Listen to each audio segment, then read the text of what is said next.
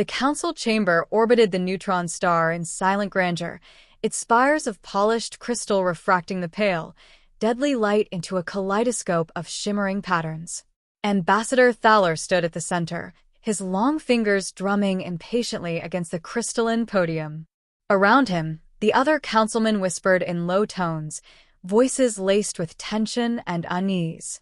The galaxy had never witnessed a threat like this, and the weight of centuries of diplomacy pressed down on each man in the room. "Reports are unanimous," Thaler began, his voice steady, but edged with concern. "The fleet approaches systems we have monitored for decades.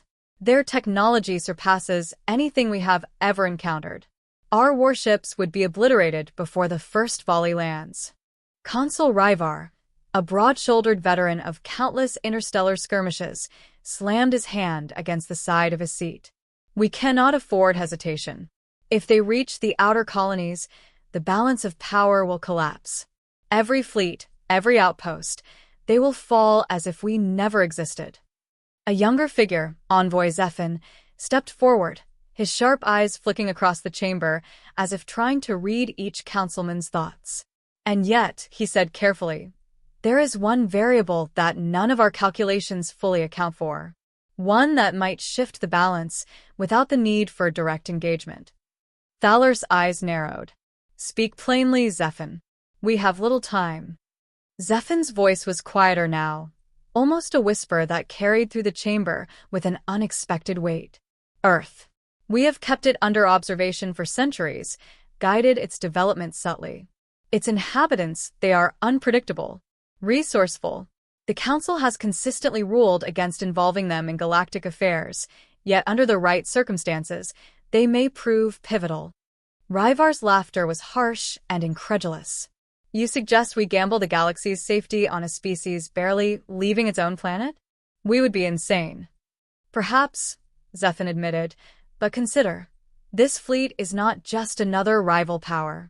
Its capabilities are anomalous. Conventional fleets cannot confront it directly.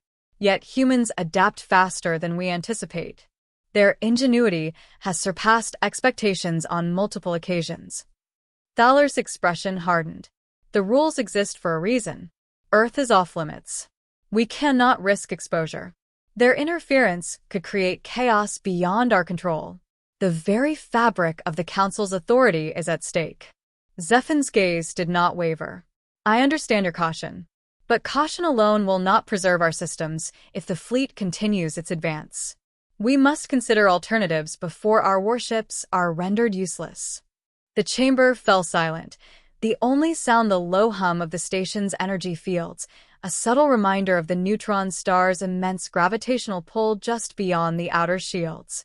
The councilmen exchanged wary glances, each weighing the implications of Zephin's suggestion against centuries of policy and prudence.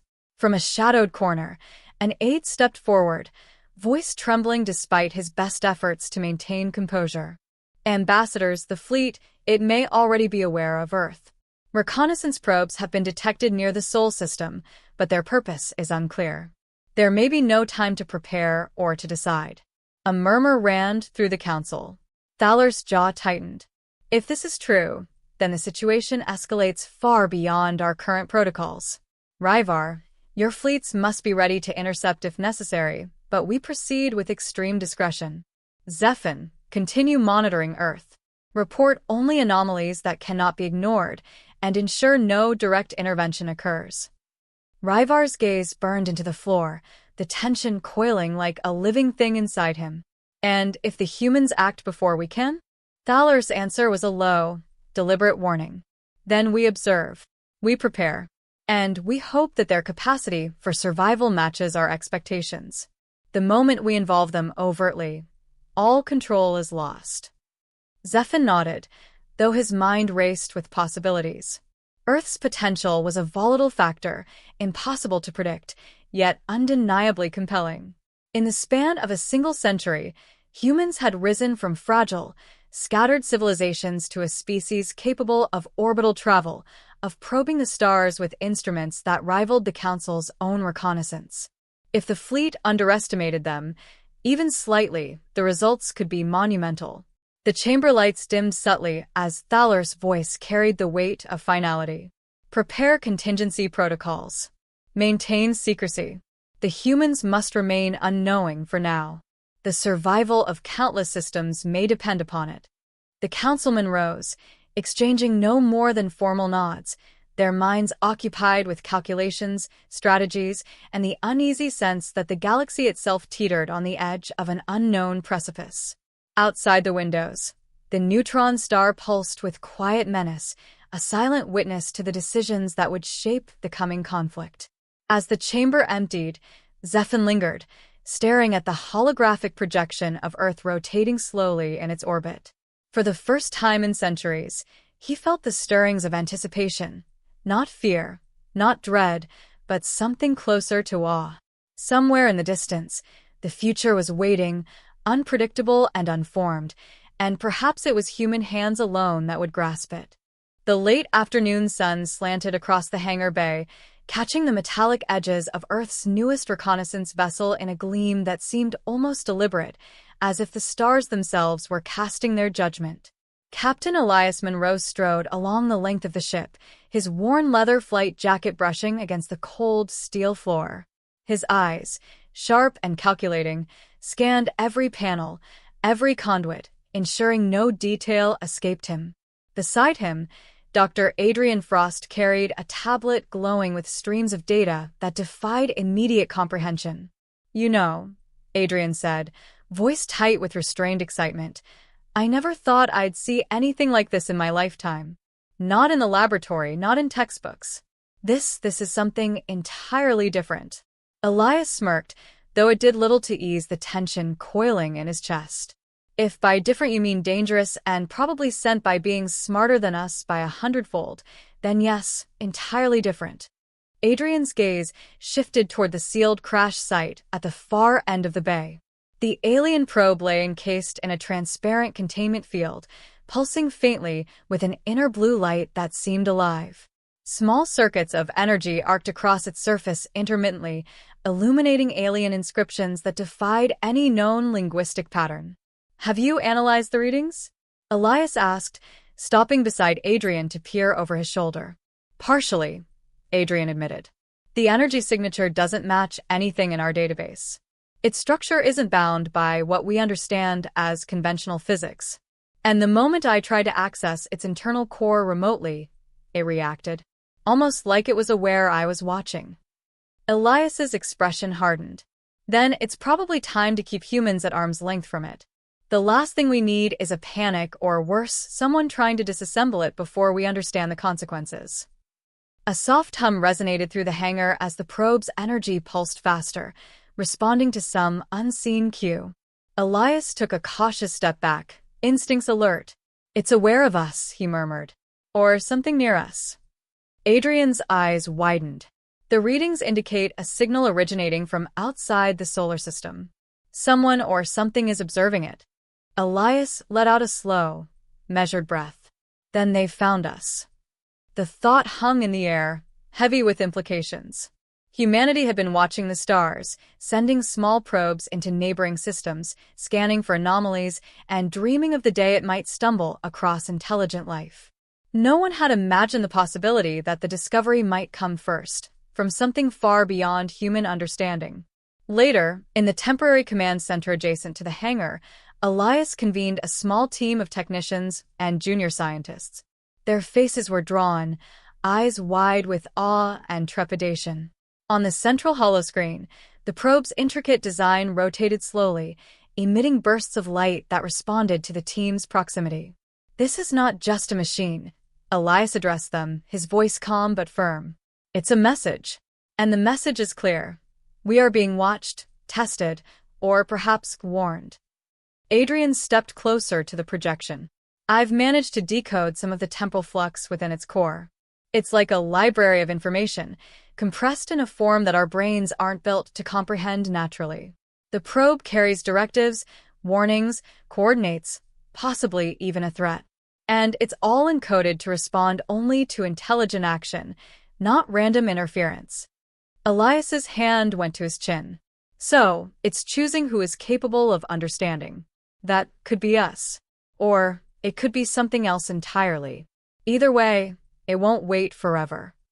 The team's youngest analyst, a wiry man named Julian, hesitated. Captain, what if it's dangerous? What if attempting to access it triggers? Elias cut him off. That's a risk we cannot ignore, Julian. Fear will not protect us. Only understanding will. And right now, understanding is the only weapon we have. As the sun dipped behind the horizon, the facility was bathed in a pale glow from the probe itself. Its energy pulses grew in intensity, forming patterns across the floor, lines, shapes, and spirals that seemed purposeful, deliberate. Adrian leaned closer, tracing the patterns with his finger. It's almost as if it's trying to communicate visually. Maybe the technology isn't just advanced, it's intelligent in a way we've never seen. Elias studied the rotating projection, his jaw set in determination. Then we learn from it. We adapt. That's all humans have ever done when faced with something bigger than themselves. We survive, we find solutions, we improvise. Adrian glanced at him, a mixture of admiration and concern in his gaze. You think we can really handle this? Elias's eyes hardened, reflecting both the lights of the probe and the resolve of a man accustomed to danger. We don't have a choice. And if we succeed, we may very well change everything the universe thinks it knows about humanity. The first transmission arrived just after midnight. It was a faint pulse of energy, coded in patterns that mirrored the probe's inner circuits. Adrian deciphered it, holding his breath as he read aloud the alien message. Do not involve Earth. Or all ends. The words echoed in the small room, simple yet impossibly heavy. Elias clenched his fists. We have no choice now. They know we exist. And waiting quietly, that's no longer an option. Adrian looked at the captain, uncertainty and curiosity swirling in his eyes. So we fight? Elias's smile was grim, almost predatory. No. Not fight, survive. And in surviving, we make them regret ever underestimating us. Outside, the stars burned cold and distant, indifferent witnesses to the fragile human determination unfolding beneath them. The galaxy beyond held threats beyond imagination, but within that small, makeshift command center, two men understood that humanity's first test was not just about strength or technology. It was about ingenuity, courage, and the unbreakable will to endure. As they prepared their first response, neither of them noticed the faint shimmer above the Sol system, an observer, unseen, calculating, waiting. And somewhere beyond the veil of space, the galaxy's hidden council watched too, its members silently wagering that these humans might yet prove either the greatest gamble or the most unlikely salvation in the history of the stars. The first signals came at dawn, faint ripples in the interstellar medium that Adrian immediately identified as structured, artificial, and undeniably intelligent. Elias leaned over the console, fingers resting lightly on the controls, heart hammering against his ribs. Outside the observation deck, Earth's orbit seemed serene and untouched, a fragile blue cradle in the endless darkness. Yet beyond that calm, a fleet of alien vessels loomed silently in nearby star systems, massive constructs of black alloy and faint, pulsating lights, moving with precision that suggested minds far older than humanity. Adrian's voice broke the tense silence. They're waiting. Not attacking yet. But they've calculated every probable move we could make. Elias's jaw tightened. Then we act first. We can't afford to be passive. Not now. The first human reconnaissance ships were prepped under his supervision. Small, nimble vessels armed not with heavy weaponry, but with electronic countermeasures and experimental cloaking technology that barely functioned in the vacuum of space. The humans' advantage, such as it was, lay in creativity and adaptability. Elias had spent weeks improvising modifications, combining scavenged tech from decommissioned satellites with Earth's newest propulsion systems. Remember, Elias briefed his small crew. We're not just exploring. We're testing them. Every move, every observation, must teach us something. One mistake, and we're history. But one advantage, no matter how small, could change everything. The mission began quietly. The ships slipped through the void, their forms barely visible against the backdrop of distant stars. For hours, nothing occurred except the low hum of engines and the soft chatter of pilots relaying telemetry.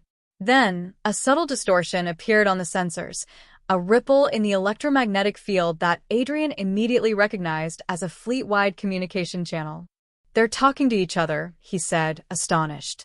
"And they're responding to us indirectly." Elias's eyes narrowed. "Indirectly how?" "Through the probe," Adrian explained, pointing to the data feed. "It's a relay. They're monitoring our attempts to decipher it, and each maneuver we make triggers a reaction. This is more than reconnaissance. They're probing our intelligence, our decision-making. They're learning about us while we're learning about them." The first skirmish, though unintentional, came almost immediately. A small alien drone, barely the size of a human shuttle, detached from the main fleet and approached a nearby asteroid. Its energy field was faint, almost invisible. Elias's ship detected it too late, and the drone fired a pulse that disrupted their sensors, causing momentary chaos in the control systems. "Hold formation," Elias barked. "Don't engage directly. Observe, adapt, survive." Adrian worked frantically, rerouting power to shield the navigation systems. "They're testing us. Not attacking, but gauging our responses. Every action we take feeds their calculations." Despite the tension, Elias's crew moved with practiced efficiency, improvising in ways the alien intelligence had likely not anticipated. Drones were deployed in counter patterns. Decoy signals mimicked the ship's energy signatures, creating temporary confusion. The aliens adjusted, but slowly, and for a moment, humans gained the upper hand. From Earth, the Galaxy Council watched silently through distant monitoring arrays. Thaler's voice resonated through the secure channel, calm but edged with interest. "The humans act differently than predicted. Their improvisation, it may prove decisive. Yet they remain vulnerable. Remind your captains, observe, adapt, survive. Intervene only if necessary. Their ingenuity is a tool. Use it carefully." Elias was unaware of the council's scrutiny, but he could feel the weight of the universe pressing down upon his shoulders. Humanity had never faced anything like this. Yet in the cold expanse of space, with alien eyes tracking their every move, he felt a spark that reminded him of every challenge humanity had overcome. The first ships into orbit, the first landings on distant moons, the first steps into the void. Each had been a gamble, and humanity had survived. Hours passed, and the human stealth maneuvers began to yield results. The alien fleet's smaller reconnaissance units faltered, misdirected by the countersignals and improvised cloaks. Elias noted the deviations carefully, recording every anomaly. Adrian's analysis confirmed that humans had, against overwhelming odds, begun to create an unpredictable variable within the enemy's calculations. "This is the moment we prove them wrong," Elias said quietly, almost to himself. "They think we're weak, primitive. They've underestimated what it means to survive with creativity, with courage." Adrian glanced at him, admiration and apprehension mingling in his gaze. "And if they realize their mistake?" Elias allowed a brief, grim smile. "Then we survive again. And maybe, just maybe, we show the galaxy what Earth is capable of." The first victory was small but significant. One alien drone disabled, its data core recovered intact. Elias ordered a careful extraction, aware that the larger fleet was undoubtedly observing. Each recovered fragment provided insight into alien strategy, technology, and communication methods. It was not enough to win a war, but it was enough to spark hope. As the reconnaissance ships returned to Earth orbit, the sense of accomplishment was tempered by awareness of the stakes. The aliens were calculating, patient, and ruthless. Any misstep could be fatal. Yet in that moment, humanity had demonstrated a potential the galaxy had not expected, a potential that even the Council, watching from afar, could no longer ignore. In the observation room, Adrian looked at Elias with quiet intensity. "They're going to come back. And next time, it won't just be a test." Elias nodded, eyes fixed on the stars beyond the viewport. Then we make sure we're ready. Not just to survive, but to show them that humans are not a species to be underestimated. Somewhere far beyond the edge of the solar system, the alien fleet's commander, Admiral Calith, studied the same data streams. He frowned. Malevolence mingled with disbelief. These humans, they are unpredictable. Adjust the parameters. Observe again. Do not underestimate them. The stars continued to burn, indifferent and eternal, while humanity took its first bold, improvisational steps into a galactic confrontation whose outcome remained unwritten. The alien fleet's shadow loomed across the edge of the asteroid belt, its enormous vessels casting faint reflections against the swirling cosmic dust. Captain Elias Monroe stood on the bridge of the flagship, eyes fixed on the tactical displays. Every pulse of light, every movement of the fleet was analyzed, catalogued, and anticipated. Beside him, Dr. Adrian Frost manipulated the alien-derived interface with a mix of fear and fascination, coaxing information from technology that was never meant for human minds. "They're preparing a strike," Adrian said quietly, voice tight with tension. "Sensors show energy surges in several command ships. Whatever they plan, it won't be subtle." Elias's jaw tightened. "Then we don't wait. We act first." The human vessels moved with calculated precision, weaving through the asteroid field, using natural formations as cover. Small drones deployed from the ships, emitting false energy signatures, decoys designed to mislead the alien sensors. It was risky, improvisational, and entirely human. Every pilot knew that a single miscalculation could mean annihilation. Yet in their hearts burned the same determination that had carried humanity from primitive settlements on Earth to the stars. Adrian's hands flew over the control panel. "I've hacked into one of their communication nodes. We can create a temporary blind spot in their targeting arrays, just enough to give us an opening. It won't last long, but it's something." Elias nodded. "Then make it count. Every second matters." The first engagement was sudden. Alien energy pulses streaked through the void, illuminating the human vessels in ghostly arcs of light. Shields shimmered under strain. Engines flared as evasive maneuvers sent small ships careening through narrow gaps in the asteroid belt. Despite the chaos, humans adapted, exploiting weaknesses Adrian had discovered in the alien fleet's coordination. Elias's voice cut through the comms. "Deploy countermeasures now.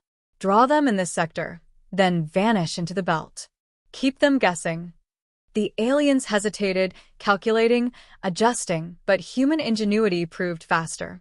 Small craft slipped between asteroids, firing electronic pulses that disrupted the fleet's targeting systems. One vessel, guided by Elias himself, successfully disabled a smaller alien command frigate, harvesting its data core intact. It was a minor victory, but monumental in significance, proof that humans could stand against a power that had never considered them serious contenders. Back on Earth, the temporary command center erupted in muted celebration. Analysts cheered quietly, recognizing that the intelligence gathered could change the course of events in the coming days. Adrian stared at the data stream, awed and tense. "They underestimated us. Every improvisation, every calculated risk, it's working. But they're learning too. We have only moments before they adapt." The Galaxy Council observed silently from their distant citadel. Thaler's expression remained inscrutable, though his voice, transmitted in secure channels, carried a rare note of approval. The humans demonstrate unexpected ingenuity. Continue observation. Intervene subtly if necessary. Their resilience may be the key to stabilizing more systems than even they realize. Elias and Adrian shared a brief glance, a mixture of relief and awareness. Their victory had come at a cost. Several ships were damaged, communication strained, and every move now exposed them further to the alien fleet's scrutiny. Yet the small triumph reinforced a growing truth. They were no longer merely a species to be watched. They were a variable the galaxy had not predicted. "Next time," Elias said, voice steady but resolute, "they'll come with more force. And next time, we'll be ready." Adrian adjusted the interface, transmitting modified signals back to the fleet. "We've given them false leads, scrambled their arrays, and gained valuable data. The information alone could buy us weeks of strategic advantage. Elias exhaled slowly. Weeks, maybe, but it's enough. Enough to prove we can survive. Enough to show them that humans cannot be dismissed. Somewhere far beyond the visible stars, Admiral Calith observed the aftermath, his face a mask of controlled fury and reluctant respect. They are unpredictable. Adjust fleet parameters. Do not underestimate them again. They will not remain passive. Back on Earth, Elias and Adrian returned to the command center, exhausted but resolute.